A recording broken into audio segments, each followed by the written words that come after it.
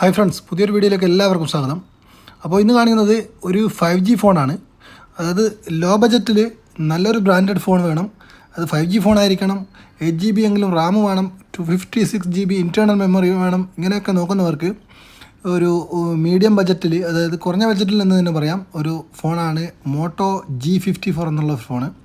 G54 2023 സെപ്റ്റംബറിൽ റിലീസായ ഫോണാണ്. ഏറ്റവും ലേറ്റസ്റ്റ് മോഡലാണ്. അതുപോലെ തന്നെ ഇത് 5G ഫോണാണ്. അപ്പോൾ ഇതാണ് ഇന്ന് അൺബോക്സ് ചെയ്ത് കാണിക്കുന്നത്. അതപ്പോൾ ഇതിൻ്റെ ഫീച്ചേഴ്സൊക്കെ ഞാൻ പറയാം. മോട്ടറോള എന്ന ബ്രാൻഡിനെ കുറിച്ച് പ്രത്യേകം പറയേണ്ടതില്ല. US ബേസ്ഡ് ആയിട്ടുള്ള കമ്പനിയാണ്. അത് മാത്രമല്ല ഐഫോണിനോടും അതുപോലെ തന്നെ OnePlus, സാംസങ് ഇതിനോടൊക്കെ കിടപിടിക്കുന്ന അതിൽ നല്ല ബിൽഡ് ക്വാളിറ്റി ഉള്ള ഫോണുകളാണ് മോട്ടറോളയുടേത്. അപ്പോൾ അതിൽ തന്നെ വില കുറഞ്ഞൊരു മോഡലാണ് ഈ ഒരു കാണിക്കുന്നത്. നമുക്ക് മീഡിയം റേഞ്ചിൽ വാങ്ങിക്കാൻ പറ്റുന്ന ഒരു ഫോണാണ് ഈ കാണിക്കുന്നത്. ഈ ഒരു ഫോണ് മോട്ടോ G54 എന്നുള്ള ഈ ഒരു 5G ഫോണ്. ഇതിൻ്റെ റാം വരുന്നത് 8GB റാമാണ്. ഇൻറ്റേർണൽ മെമ്മറി വരുന്നത് 256GB ഇൻറ്റേർണൽ മെമ്മറിയാണ്. അപ്പോൾ ഇതാണ് ഇതിൻ്റെ ബോക്സ്. ഓപ്പൺ ചെയ്തിട്ടൊക്കെയാണ്.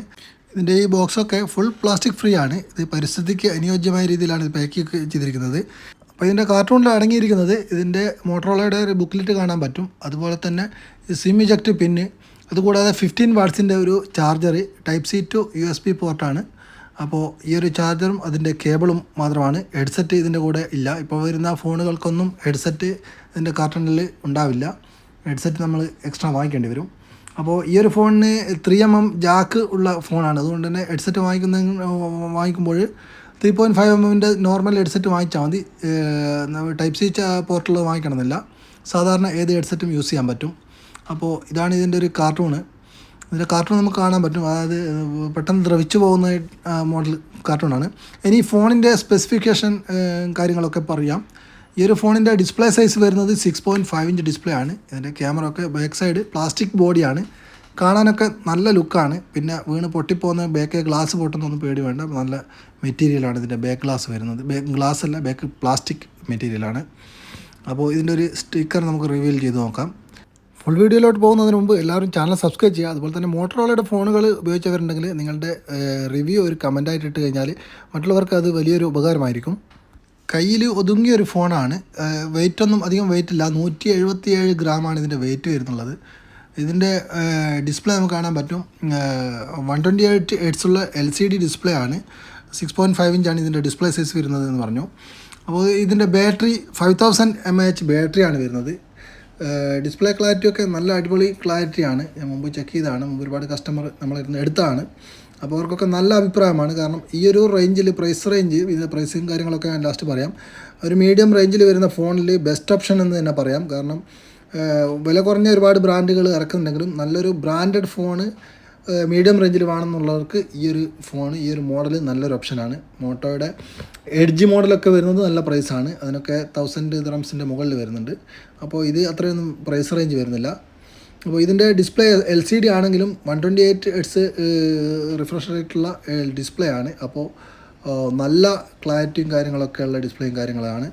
50 MP ഇതിൻ്റെ ക്യാമറ വരുന്നത്. അതുകൂടാതെ ഇതിൽ വീഡിയോ റെക്കോർഡിങ് ചെയ്യുമ്പോൾ 30 FPS അതുപോലെ തന്നെ 60 FPS നമുക്ക് വീഡിയോ റെക്കോർഡ് ചെയ്യാൻ പറ്റുന്നതാണ്. നമുക്ക് 60 FPS ഈ വ്ളോഗൊക്കെ ചെയ്യുന്നവർക്ക് നല്ല നല്ല വീഡിയോസ് എടുക്കാൻ പറ്റും. അതുപോലെ തന്നെ നമ്മൾ നൈറ്റിലൊക്കെ ട്യൂബ് ലൈറ്റിൻ്റെ ഒക്കെ അടിയിൽ നിന്ന് നമ്മൾ വീഡിയോ എടുക്കുമ്പോൾ നമുക്ക് ചില ഫോണുകളിൽ ട്യൂബ് ലൈറ്റൊക്കെ ഇങ്ങനെ മിന്നിക്കളിക്കുന്നതായിട്ട് കാണാൻ പറ്റും. അപ്പോൾ അതിൽ അങ്ങനെ മിന്നിക്കളിക്കുന്ന ആ ഒരു എഫക്റ്റ് ഓഫാക്കാൻ വേണ്ടി നമുക്ക് 30 FPS ഇട്ടിട്ട് വീഡിയോ ചെയ്താൽ മതി. അങ്ങനെയാകുമ്പോൾ നമുക്ക് ആ ഒരു ട്യൂബ് ലൈറ്റിൻ്റെ മിന്നൽ ഒഴിവാക്കാൻ പറ്റും. അപ്പോൾ വീഡിയോ റെക്കോർഡിങ്ങിനൊക്കെ അടിപൊളിയാണ് ഇതിൻ്റെ ക്യാമറ. ഇതിൻ്റെ സെൽഫി ക്യാമറ വരുന്നത് 16 MP ക്യാമറയാണ്. അടുത്തതായിട്ട് ഇതിൻ്റെ പ്രൊസസ്സറിനെ കുറിച്ച് പറയുകയാണെങ്കിൽ ഇതിൻ്റെ ചിപ്സെറ്റ് വരുന്നത് MediaTek Dimensity 7020 എന്നുള്ള ചിപ്സെറ്റാണ്. ഇതിൻ്റെ CPU വരുന്നത് ഒക്ടാ കോർ CPU ആണ്. പിന്നെ ഇതിൻ്റെ ഫിംഗർ പ്രിൻറ്റ് വരുന്നത് സൈഡിലാണ്. ഇതിൻ്റെ ഫിംഗർ പ്രിൻറ്റ് വരുന്നത്. പിന്നെ സാധാരണ എല്ലാവർക്കുള്ള കംപ്ലയിൻ്റ് ആണ്. അതായത് ഒരു ഫോൺ വാങ്ങിക്കഴിഞ്ഞാൽ നമുക്ക് ഇപ്പോൾ വരുന്ന ഫോണുകൾക്കൊക്കെ Type-C പോർട്ട് മാത്രമേ ഉണ്ടാവൂ. അപ്പോൾ ഹെഡ്സെറ്റ് വാങ്ങിക്കുമ്പോഴും Type-C പോർട്ടുള്ള ഹെഡ്സെറ്റ്, Type-C കണക്ടറുള്ള ഹെഡ്സെറ്റ് വാങ്ങിക്കണം, അല്ലെങ്കിൽ ബ്ലൂടൂത്ത് ആയിരിക്കണം. അപ്പോൾ നോർമൽ ഹെഡ്സെറ്റ്, വില കുറവുള്ള ഹെഡ്സെറ്റൊക്കെ കണക്ട് ചെയ്യാൻ വേണ്ടിയിട്ട് 3.5mm സാധാരണ ഹെഡ്ഫോൺ ജാക്കുകൾ ഇപ്പോൾ വരുന്ന പുതിയ ഫോണുകൾക്കൊന്നും കാണാറില്ല. പക്ഷേ ഈ ഒരു ഫോണുകൾക്ക് 3.5mm ജാക്ക് ഉണ്ട്. അതുകൊണ്ട് നമുക്ക് സാധാരണ ഏത് ഹെഡ്സെറ്റും ഇതിന് യൂസ് ചെയ്യാൻ പറ്റും. ഇതിൻ്റെ ക്യാമറ ക്ലാരിറ്റി നമുക്ക് നോക്കാം. ഇതാണ് ഇതിൻ്റെ സെൽഫി ക്യാമറ. അപ്പോൾ ഇതിൽ നമുക്ക് കാണാൻ പറ്റും ഇവിടെ ഫുള്ള് LED ലൈറ്റും കാര്യങ്ങളൊക്കെ ഉള്ളതാണ്. അപ്പോൾ ഈ ലൈറ്റിലൊന്നും ഈ ഒരു മിന്നുന്ന, അതായത് LED ലൈറ്റുകൾ മിന്നുന്നതായിട്ടൊന്നും നമുക്ക് കാണാൻ പറ്റില്ല. ചില ഫോണുകളിൽ ക്യാമറയിൽ നമ്മൾ വീഡിയോ എടുക്കുമ്പോൾ ഈ LED ലൈറ്റുകളൊക്കെ ഇങ്ങനെ മിന്നി കളിക്കുന്നതായിട്ട് തോന്നും. അത് അതിൻ്റെ ഫ്രെയിം റേറ്റ് 24 ആക്കുമ്പോൾ ആ ഒരു മിന്നൽ ഒഴിവാക്കാൻ പറ്റും. അപ്പോൾ ഈ ഒരു ഫോണിൽ 30 ഫ്രെയിം പെർ സെക്കൻഡ് എന്നുള്ള ഒരു ഓപ്ഷനിൽ എടുക്കുമ്പോൾ നമുക്ക് ഒഴിവാക്കാൻ പറ്റും. അപ്പോൾ ഒരുപാട് ഫീച്ചേഴ്സും കാര്യങ്ങളൊക്കെ ഉള്ള ലേറ്റസ്റ്റ്, അതായത് 2023 സെപ്റ്റംബറിൽ റിലീസായ ഫോണാണ്.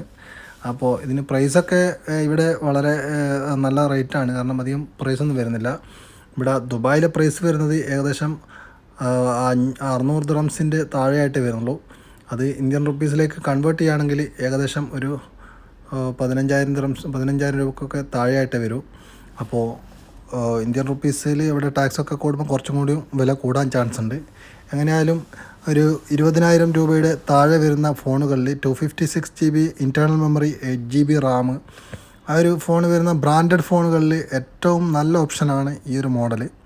ഇതിൻ്റെ ഒരു പ്രൈസ് റേഞ്ച് വരുന്നത് UAE ഏകദേശം 600 ദിർഹംസിൻ്റെ അടുത്താണ്. അതായത് ഇന്ത്യൻ റുപ്പീസ് പറയുകയാണെങ്കിൽ ഇവിടുത്തെ പ്രൈസ് ഇന്ത്യൻ റുപ്പീസിലേക്ക് കൺവേർട്ട് ചെയ്യുകയാണെങ്കിൽ ഏകദേശം 15,000 രൂപയോളമേ വരുന്നുള്ളൂ. പക്ഷേ ഇന്ത്യയിൽ വാങ്ങിക്കുമ്പോൾ കുറച്ചും കൂടി പ്രൈസ് കൂടുതലായിരിക്കും.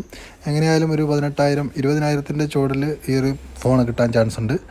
അപ്പോൾ ഈ ഒരു ഫോണ് മറ്റ് ഫോണുകളായിട്ട് കമ്പയർ ചെയ്യുകയാണെങ്കിൽ സാംസങ്ങിൻ്റെ 256 GB വരുന്ന A23, A24, അതുപോലെ തന്നെ റെഡ്മിയുടെ റെഡ്മി 12 8 GB 256 GB ആണ് നോട്ട് 12 എന്നുള്ള ഫോണ്.